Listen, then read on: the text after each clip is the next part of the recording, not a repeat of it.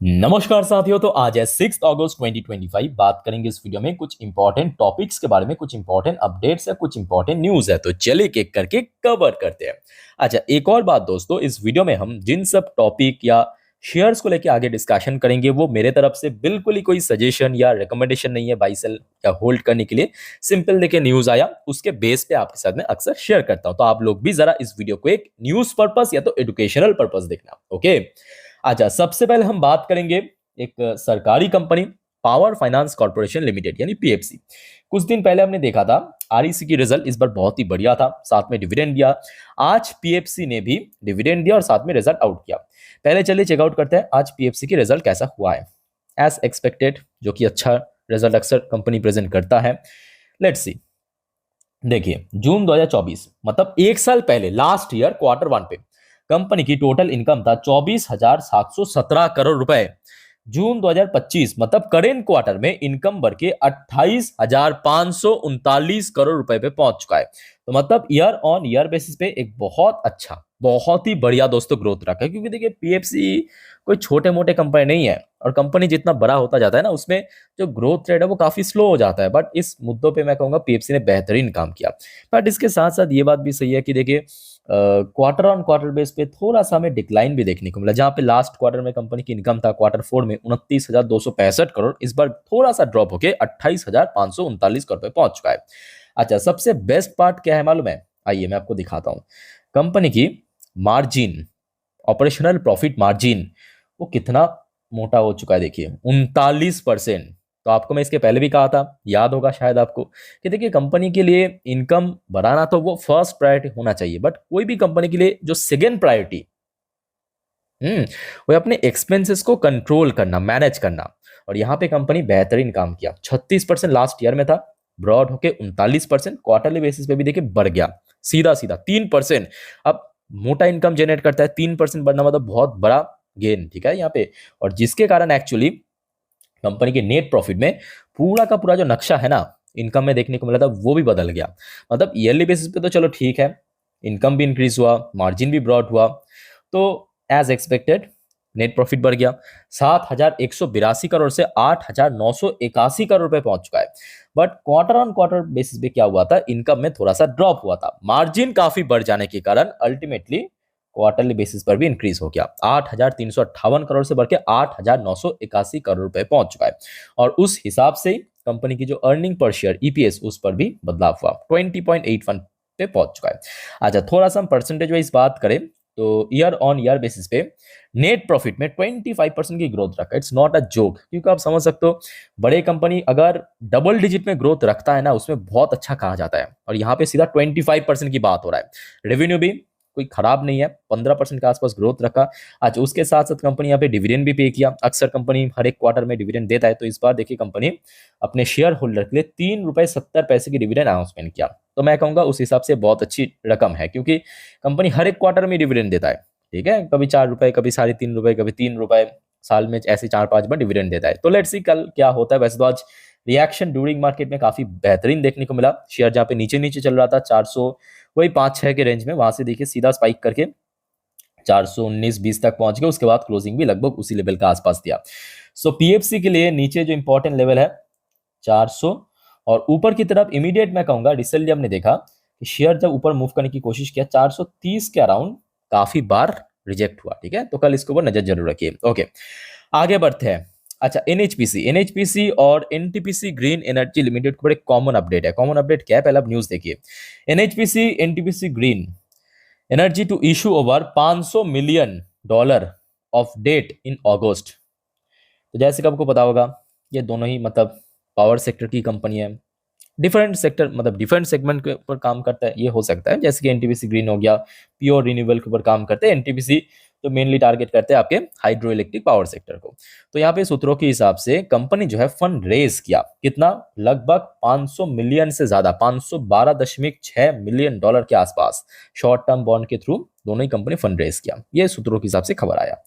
सो ठीक है, news wise मैं कहूंगा अच्छी बात है। अब देखिए दिक्कत कहाँ पे है कि बाजार बैक टू बैक करेक्ट हो रहा है। इन्हीं सब भारत और अमेरिका के भीतर जो ट्रेड वॉर चल रहा है, उसी से कारण लगातार मार्केट में भी करेक्शन या वीकनेस देखने को मिला, मार्केट थोड़ा नर्वस भी है, और जिसके परिणाम कहीं ना कहीं ऑल ओवर सेक्टर्स में देखने को मिला। ठीक है, तो इसमें कोई बड़ी बात नहीं है, दोनों ही अच्छी कंपनी है, बड़े कंपनी दोनों ही है, दोनों का ही मार्केट वैल्यूएशन अगर आप देखेंगे लगभग लगभग सिमिलर है। ठीक है, सो एनएचपीसी को तो इसके पहले भी मैं काफी बार कह चुका हूँ, 85 से 90 ये सबसे इंपॉर्टेंट लेवल। अब एनटीपीसी ग्रीन की अगर हम बात करें, शेयर अगर आप देखेंगे रिसेंटली, जैसे देखिए यहाँ पे मई के महीने पे 100 का लेवल ऊपर पहुंचा, उसके बाद 100 कभी 102 इसी रेंज के आसपास बार बार सपोर्ट भी मिला। ठीक है, तो एनटीपीसी ग्रीन के लिए एक्चुअली ऊपर की तरफ जो इंपॉर्टेंट लेवल वो 110 से 115 जहां पे बार बार हडल मिल रहा है, और नीचे की तरफ 100 का सपोर्ट है। ओके, अच्छा दोस्तों आगे बढ़ते हैं। अच्छा नेक्स्ट, शेयर में जाने से पहले मैं आपको एक न्यूज़ दिखाना चाहता हूँ।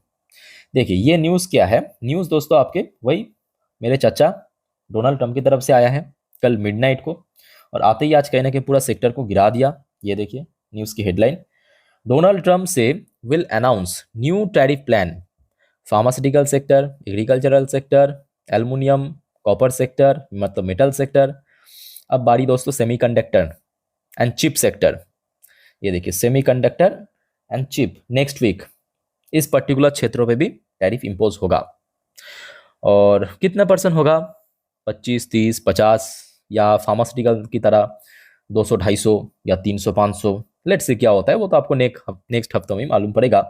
बट फिलहाल दोस्तों आज हमें ब्लीडिंग देखने को मिला भारत की ईएमएस सेक्टर की स्टॉक्स में, चाहे हम डिक्सॉन जैसे बड़े कंपनी की बात करें 2% ड्रॉप हो गया, या केनेस जैसे मल्टी बैगर शेयर्स की बात करें 4.5% ड्रॉप हुआ। इस लिस्ट में आप चाहे तो चेकआउट कर सकते हो, आज पीजी इलेक्ट्रो प्लस इस पर भी गिरावट हुआ, या आप चेकआउट कर सकते हो सिरमा एसजीएस इस पर भी गिरावट हुआ, या एम्बर एंटरप्राइज। तो मेनली आज टारगेट था ईएमएस सेक्टर को, और ईएमएस सेक्टर कहीं ना कहीं आज काफ़ी ब्लेडिंग हुआ ईएमएस सेक्टर में। सो देखिए यहाँ पे मुद्दा क्या है, क्योंकि सेमीकंडक्टर यहाँ पे मेंशन किया सेमीकंडक्टर। अब जैसे कि आपको पता होगा कि कोई भी इलेक्ट्रिकल प्रोडक्ट मतलब जो इलेक्ट्रॉनिक मैन्युफैक्चरिंग सेक्टर में सेमीकंडक्टर ये उसकी न्यूक्लियस होते हैं। न्यूक्लियस बोले तो मतलब कोर, इसके बिना हो ही नहीं सकता। कोई भी आप मोबाइल फ़ोन बनाइए, लैपटॉप बनाइए, बिना सेमीकंडक्टर बिना चिप के तो हो ही नहीं सकता। ठीक है, तो जिसके कारण सीधा सीधा इम्पैक्ट कहाँ पे पड़ा, इसी सेक्टर में पड़ा। बट मैं आप सभी को कहूँगा कि ये सब टेम्पररी है, क्योंकि ये जो व्यक्ति है ना, इस व्यक्ति को जो ड्रामाबाजी ये ऑलरेडी मार्केट को अच्छे से मालूम पड़ गया। और जिस वजह से आप मार्केट भी देखिए, लास्ट 1-1.5 हफ्तों से भारत के साथ ट्रेड वॉर चल रहा है, बट मार्केट में एज सच कोई बहुत बड़ा करेक्शन, यानी मैं डिप करेक्शन की बात कर रहा हूँ, वैसा हमें देखने को नहीं मिला। थोड़ा सा नर्वस मार्केट है, कभी कभी थोड़ा करेक्शन, कभी कभी थोड़ा सा ऊपर ऊपर नीचे ऊपर नीचे ऐसे ही हमें देखने को मिला। तो वही बात है कि कुछ दिनों के लिए होगा ड्रामेबाजी, उसके बाद सब कुछ ठीक हो जाएगा। ठीक है, तो जिस वजह से टेक इट इजी, और दोनों ही अच्छी कंपनी, इवन इस लिस्ट में और भी कंपनी ऐड कर सकते हैं। ठीक है, तो यहाँ पे सेक्टर भी बहुत अच्छा है, इस बार कंपनीज की रिजल्ट भी काफी बढ़िया रहा। ओके, अच्छा दोस्तों आगे बढ़ते हैं नेक्स्ट टॉपिक पे, बट उसके पहले आप सभी को रिक्वेस्ट करूंगा, अगर आपको वीडियो अभी तक अच्छा लगा, इन्फॉर्मेटिव लगा, प्लीज दोस्तों वीडियो को लाइक करना, और प्लीज चैनल को सब्सक्राइब करके जरूर रखना ऐसी इन्फॉर्मेटिव वीडियो हर रोज पाने के लिए। और याद रखना आज रात की 10:30 की वीडियो, जिस पर हम नेक्स्ट डे मार्केट प्रेडिक्शन, पूरे दिन की शेयर बाजार की अपडेट को अच्छे से कवर करेंगे, एक्सप्लेन करेंगे, उसको तो कतई मिस मत करना। ओके, अच्छा आज रेलवे सेक्टर की वैसे 2 कंपनी की रिजल्ट आउट हुआ, एक एयरकॉन जो कि आपको मैं नेक्स्ट या तो सेकंड नेक्स्ट वीडियो में दे दूंगा अगर आ गया तो, राइट्स लिमिटेड की रिजल्ट ऑलरेडी आ चुका है। चलिए सबसे पहले राइट्स लिमिटेड को देखते हैं। वैसे दोस्तों आज और भी बहुत सारे कंपनी की रिजल्ट आउट हुआ, याद रखना, जैसे कि बजाज ऑटो हो गया, अभी मेरे दिमाग में नहीं आ रहा है, बहुत सारे रिजल्ट आउट हुआ है, या तो आगे होगा, तो मैं आपको नेक्स्ट या तो सेकंड नेक्स्ट वीडियो में दे दूंगा सब रिजल्ट। ठीक है, तो फिलहाल फोकस करते हैं राइट्स की परफॉर्मेंस के ऊपर। देखिए जून 2024 लास्ट ईयर, एक साल पहले कंपनी की टोटल इनकम था 486 करोड़ रुपए। चलो ठीक है, इस बार बहुत ही मतलब म्यूटेड ग्रोथ हमें देखने को मिला, सिर्फ 4 करोड़, मतलब लेस देन 1% की जंप किया ईयरली बेसिस पे। अनफॉर्चुनेटली क्वार्टरली बेसिस पे ड्रॉप भी हुआ। तो ये क्या नया बात है? तो जी नहीं, इसके पहले भी आपको मैं कहा था कि कुछ पर्टिकुलर सेक्टर्स में अक्सर ऐसा होता है। ठीक है, जैसे कि आप 2024 की Q4 एंड Q1 को भी देख सकते हो, सेम आपको चेंजेस देखने को। तो इस साल उसके पहले बात अलग था, क्योंकि सडनली चुनाव के पहले बड़ा ऑर्डर मिला था। तो यहाँ पे आप देख सकते हो मार्जिन थोड़ा सा बेटर हुआ है, 22% से बढ़ के 23%, बट क्वार्टरली बेस पे जो कि एक्सपेक्टेड था थोड़ा बहुत श्रिंक किया है। अच्छा नेट प्रॉफिट की बात करें ईयरली बेसिस पे 1 करोड़, मतलब लगभग वही कितना होगा, पूरा 1.5% में नहीं, वही 1 पॉइंट समथिंग परसेंट इंक्रीज हुआ ईयरली बेसिस पे, और क्वार्टरली बेसिस पे तो एक्सपेक्टेड डिक्रीज हमें देखने को मिला। ये रहा राइट्स की परफॉर्मेंस, लेट्स सी कल क्या होता है। बट बात अल्टीमेटली ऐसा है कि देखिए अभी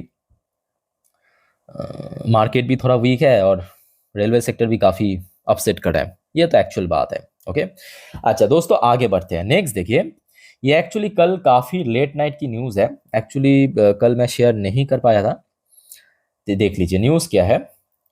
मोदी गवर्नमेंट मतलब सेंटर क्लियर 67,000 करोड़, कितना 67,000 करोड़ डिफेंस पुश, ड्रोन हो गया, नाइट विजन हो गया, सुपरसोनिक एज हो गया और आर्म फोर्स।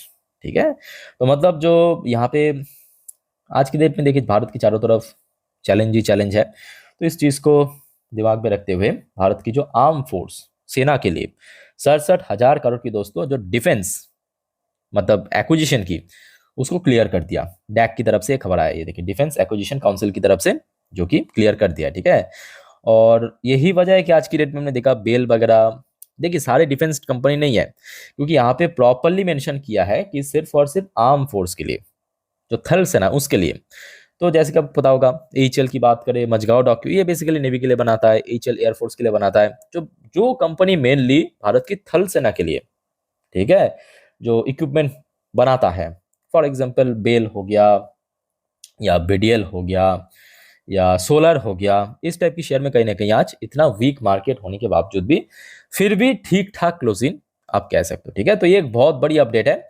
और देखिए अभी तो मैं यही कहूंगा आपको, अल्टीमेटली देखिए डिफेंस सेक्टर एक ऐसा सेक्टर्स है जो कि बहुत ही high demanded, high growth sector, खास करके आज भारत आप समझ सकते हो इंपोर्टर से लेके एक्सपोर्टर बन चुका है। रिसेंटली फिलीपींस को डिफेंस इक्विपमेंट एक्सपोर्ट करेगा, ऑलरेडी एग्रीमेंट साइन हो चुका है। आपको मैं अपडेट भी दिया था लास्ट डे, पता होगा आपको शायद, है ना। ब्रह्मोस मिसाइल हो गया और भी बहुत सारे डिफेंस मिसाइल डिफेंस सिस्टम हो गया। तो कहीं ना कहीं डिफेंस सेक्टर काफी उभरता हुआ, काफी फ्यूचरिस्टिक सेक्टर है। बस इतना ही कहूंगा, बाकी देखिए आप समझदार हो, शेयर ऑलरेडी चल चुका है, मार्केट की सेंटिमेंट थोड़ा खराब है, तो थोड़ा बहुत ऐसा रिएक्शन होगा, ऊपर नीचे चलेगा, फिर से जब मार्केट न्यूट्रलाइज होगा या ठीक ठाक होगा ऊपर की तरफ मूवमेंट कर देगा, सिंपल। ठीक है, बाकी दोस्तों और कोई आपका डाउट्स है, क्वेरीज है, कमेंट करके पूछिए। फिलहाल इस वीडियो को वाइंड अप करता हूँ, मिलता है नेक्स्ट वीडियो में। टेक केयर, बाय बाय, जय हिंद।